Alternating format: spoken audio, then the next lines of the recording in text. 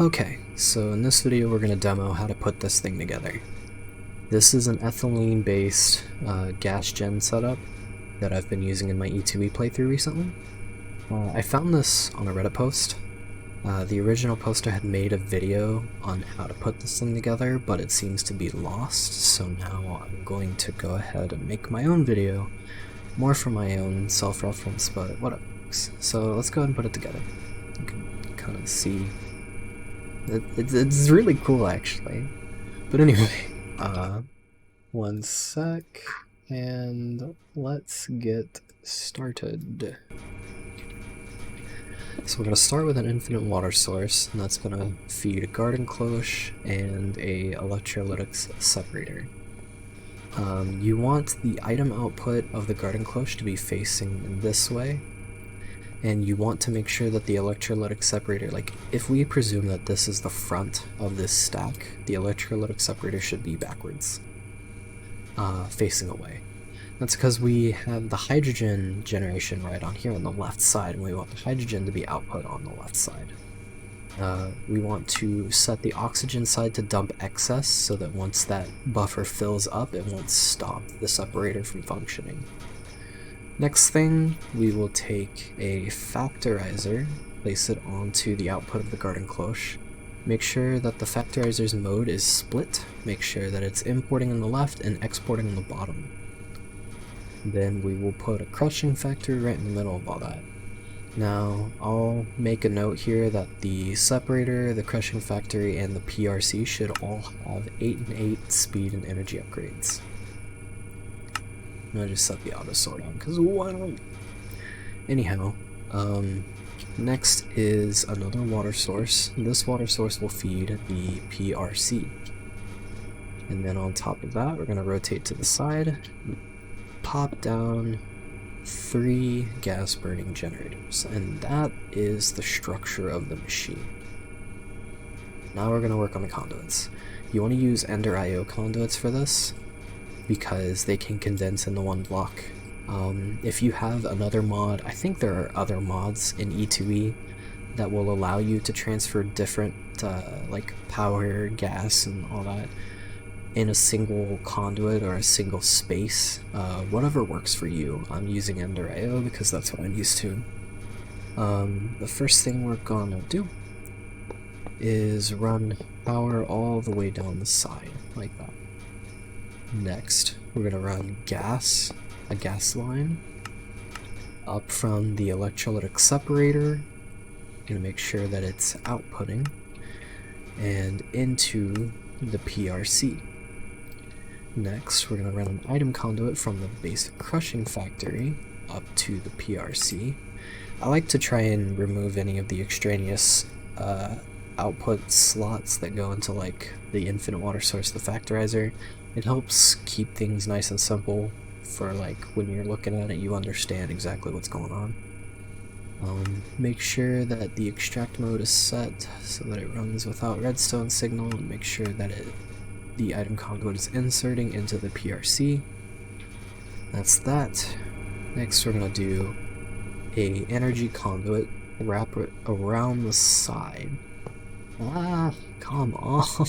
There we go. Now let's do that. That way, the garden cloche will get power from the generators. This is a one-time thing. This wraparound thing is a one-time thing. And I'll detail that more over there. You will also need... We'll save the item output for a moment because the PRC is not configured for it. We'll output gas from the PRC into the gens. This will be the ethylene output. And then let's go ahead and get these machines configured. The basic crushing factory is already pretty much configured. The input is at the top, the output is at the right. And we'll just clear that out. So the factorizer's outputting into the crushing factory through here, and then the crushing factory is outputting to the item conduits, which lead up to the PRC. Let's configure the PRC. The PRC is the one that really needs configuration. For item config, we will input on the right, and we will output on the left. For gas, we will input on the right and output on the left. For fluids, we will input on the bottom. And that's pulling water in from the infinite water source there. So, run through that again. Hydrogen, this is the gas config. Hydrogen input on the right, ethylene output on the left. Did I say, I can't remember if I said hydrogen output, but I meant hydrogen input on the right, ethylene output on the left. And then for the item config, it will be biofuel input from the right, and then substrate output from the left. And that leads us to the item bit that I tried to do earlier. When the PRC runs, it will generate substrate, but when it hits 64 substrate, it maxes the machine out, and it will no longer generate ethylene, so you need to do something with the substrate. Usually, I just trash it, because I don't personally have, or I already have like 200,000 something substrate from when I was like running it into my ME system, so I just trash it now. So just throw an item conduit onto the side, make sure it's extracting, and send it into a trash can. That'll take care of that. So, barring anything that I may have missed, this system is done. We're gonna put a dirt and a melon into the garden cloche. And then we're gonna take a couple of melons just to kickstart this thing, throw them into the factorizer. And that's making melons in the crushing factory. You can throw any sort of thing that'll make biofuel into the crushing factory, and that'll kickstart this process, but using melons or something that makes a lot of biofuel will give this more of a buffer to start with, so you don't need as much kickstarting power. So anyway, our kickstarting power.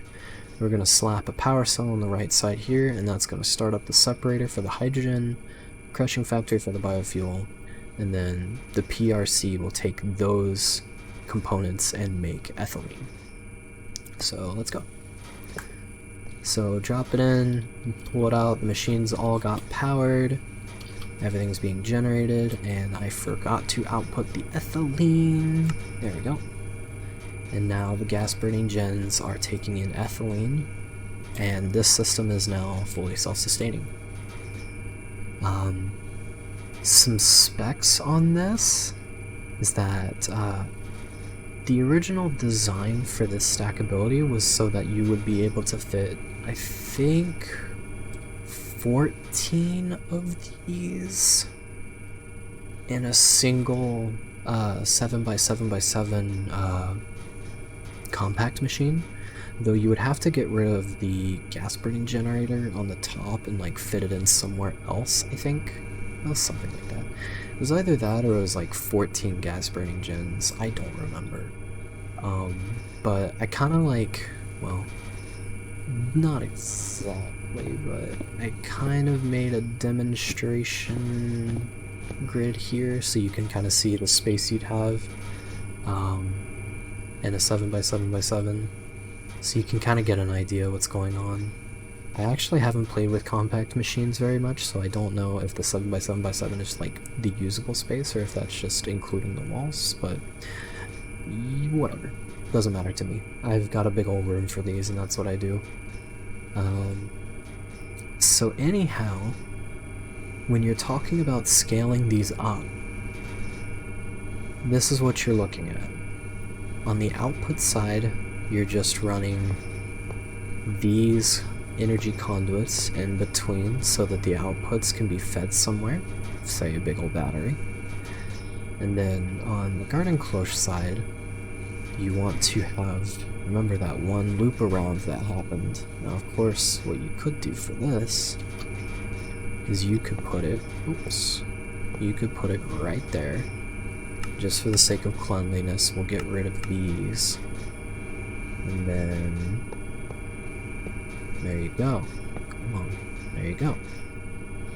And this line is feeding power into the garden cloches from the other side. That way this stays self-sustaining. You don't need to run another cable out to power these, because it's powering itself.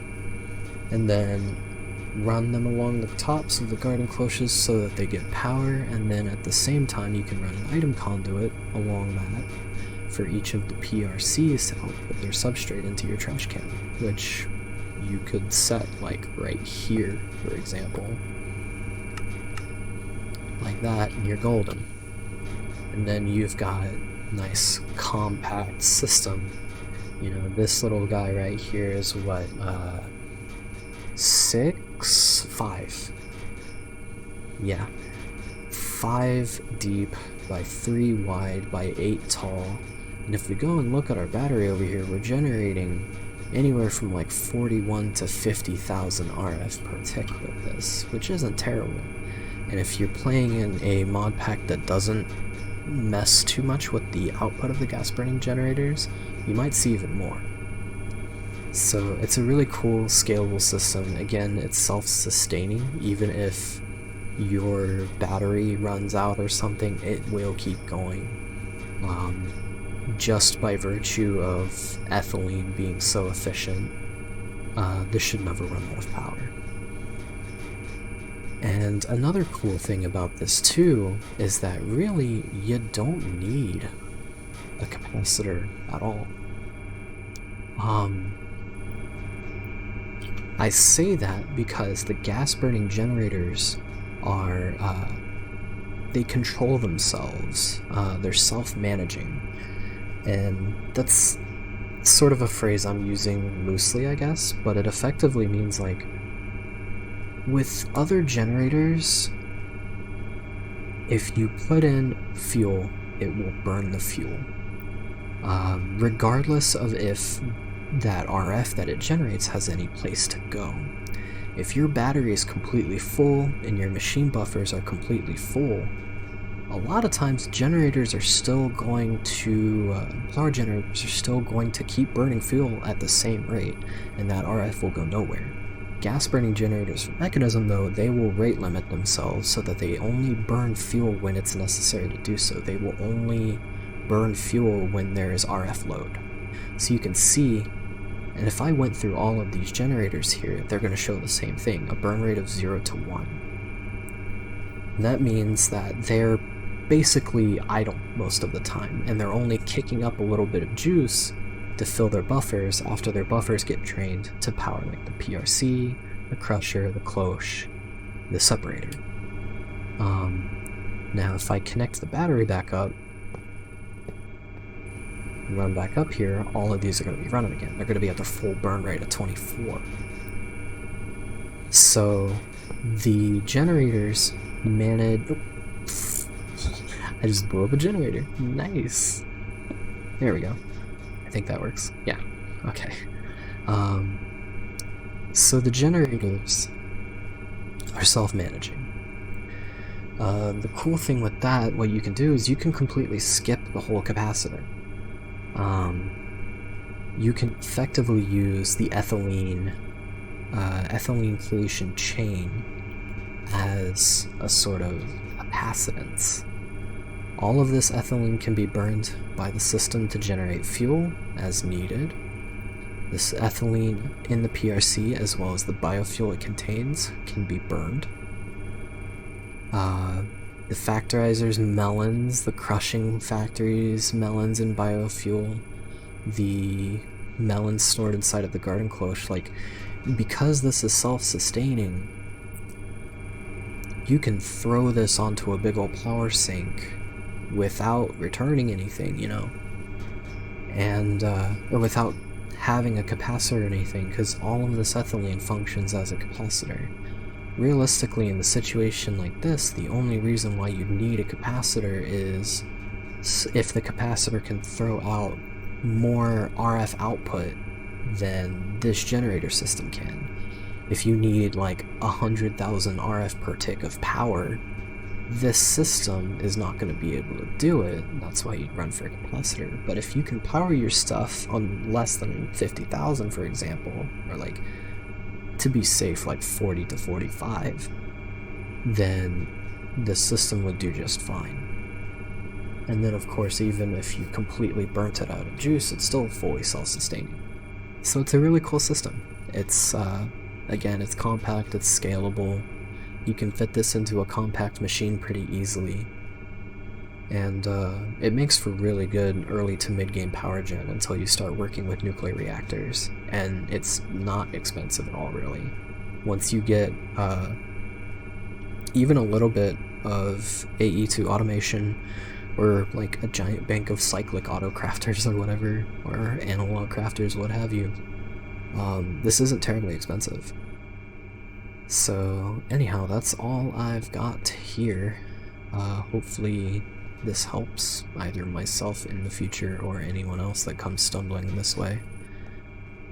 Have a good one.